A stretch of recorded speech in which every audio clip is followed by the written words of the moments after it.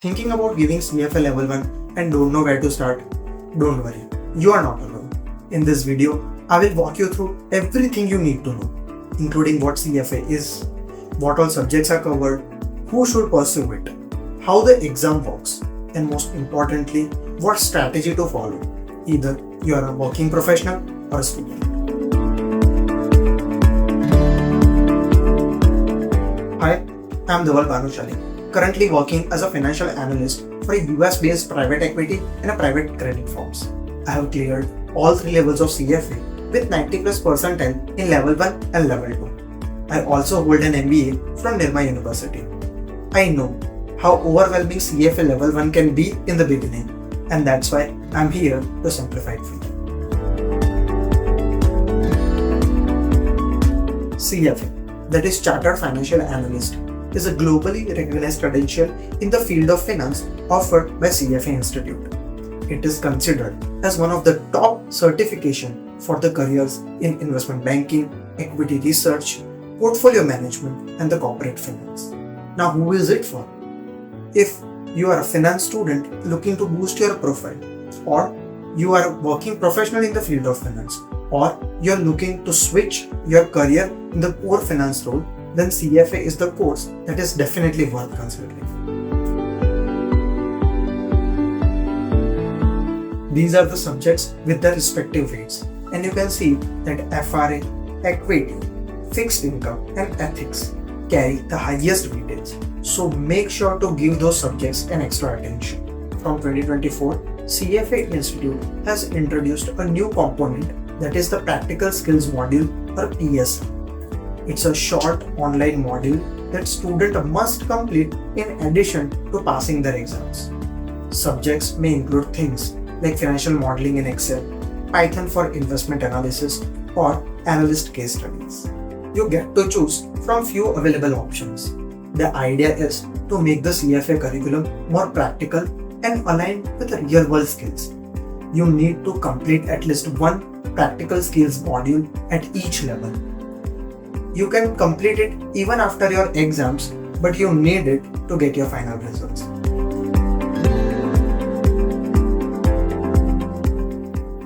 Now let's talk about the strategy that worked for me. As a full-time working professional, I had a target of 18 hours a week, that is 2 hours on the weekdays and 4 hours on the weekends. Instead of having daily targets, I set weekly targets so that in case I couldn't complete the requisite hours on the weekdays, I could make up for it on the weekends. CFA is all about consistency, so I would recommend sticking to this plan for 6 to 7 months to 100% clear the exams. I have heard many people say that they cleared CFA Level 1 by studying a month or so. I have even seen some people doing so, but I wouldn't recommend it. Level 1 is very broad. It introduces so many concepts in so many subjects that you will have to spend enough time to let the content marinate. Level 1 is not that difficult, especially if you are a working professional in the field of finance. You can clear it by studying for a month or so, but there is a high probability that you will miss the nuances that the curriculum offers. Level 1 is a foundation. You will need thorough understanding of all the concepts that are introduced in Level 1 so that you can ace your Level 2 and Level 3. I've seen a lot of people clearing Level 1 but then getting stuck at Level 2 and Level 3, as those levels dive deeper into the concepts that are introduced in Level 1. For learning, I used Mark Meldrum's coaching, and for reading, I relied on Schweitzer notes. To working professionals, I would highly recommend enrolling for coaching, as it would be really difficult to cover the entire curriculum with a 9 to 11 hour job. For all three levels, I used Mark Meldrum for his no-nonsense pin-to-point videos. In each level, Mark Meldrum provides 100 hours of lecture, which includes the concept videos, the special seminars, the end of chapter questions, and your review videos. In some providers I've seen only concept videos going to 200 to 250 hours. My study process was pretty structured. First, I would watch Mark Meldrum's video on a topic to get a clear understanding. Then I would read the same topic in the Schweitzer notes. Schweitzer notes are great as they're concise and easy to follow. Once I'm done with reading Schwezer, I would solve all the end of the chapter questions. I followed this process consistently and covered the entire curriculum in 3 to 3.5 months. Once I was done with my first round of studying, I began my first revision. This time, I went back to the lectures, watched one video at a time, and then solved corresponding questions from the CFA Institute's learning ecosystem. This first revision took me about 1.5 months.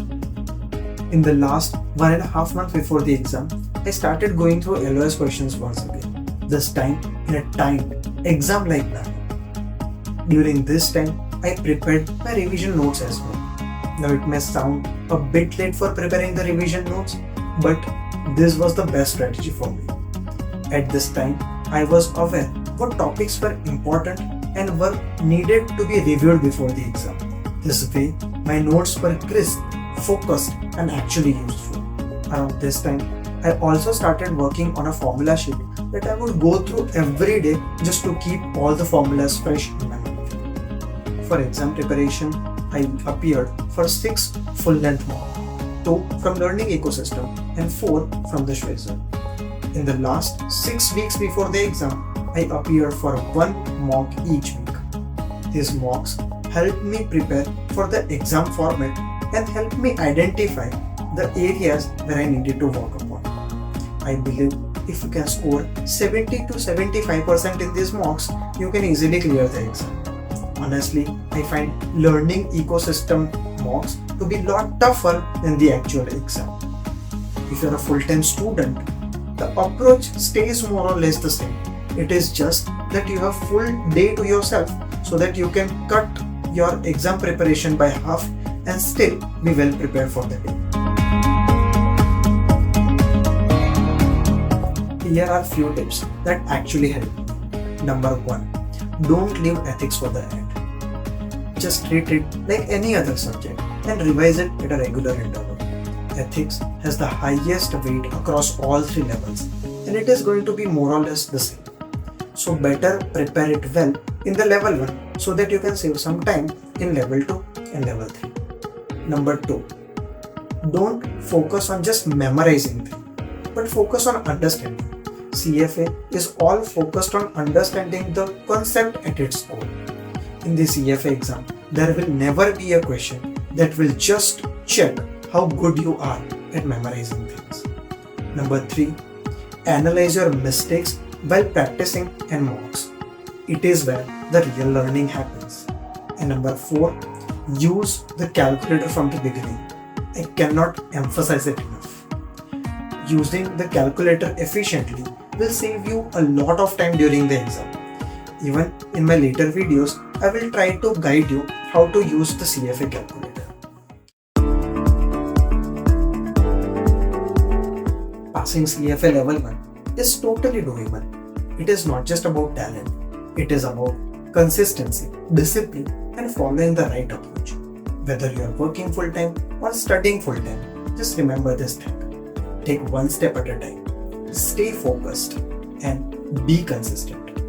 I know at first it will be intimidating, but as you build the momentum, it will all start to make sense. I hope you found this video to be helpful in your CFA prep journey. If you have any question, put it in the comment section and I will be glad to help. See you in the next one.